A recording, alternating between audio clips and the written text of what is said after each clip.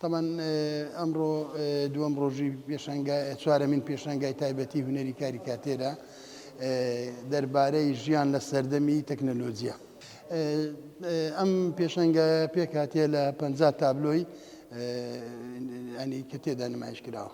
تابلۆیەکان هەمووی کاری دەستینە، بەڵام سوود وەرگیراوە لە بەرنامەکانی فۆتۆشۆپۆوانە بۆ ڕەنگکردنی تابلۆکان. طبعاً ئەو تابلۆیانە دەربارەی ژیان لە سەردەمی تەکنۆلۆجیا خۆی لە ڕاستیدا تەکنۆلۆجیای ئەمڕۆکە وەکو بڵێ وەکو پێویستیەکی زۆر زەروری لە ناو کۆمەلگا هەیە.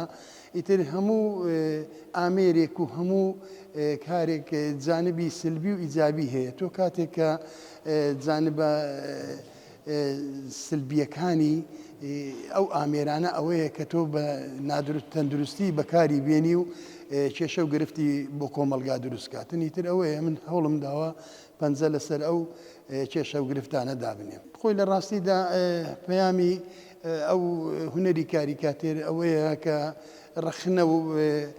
ڕەخنە لە هەموو کردەوە ناشیرنانە دەگرێت کە تووچاری کۆمەلگا دێن. ئیتر لە هەر بوارێک بێتن هونەرمەندی کاریکاتێریستیش هەوڵەدا دائیمەن وەکو بڵێ کۆمەلگا هوشیار بکاتەوە دەربارەی ئەو کێشە و گرفتانەی کە دووچاری دەبن.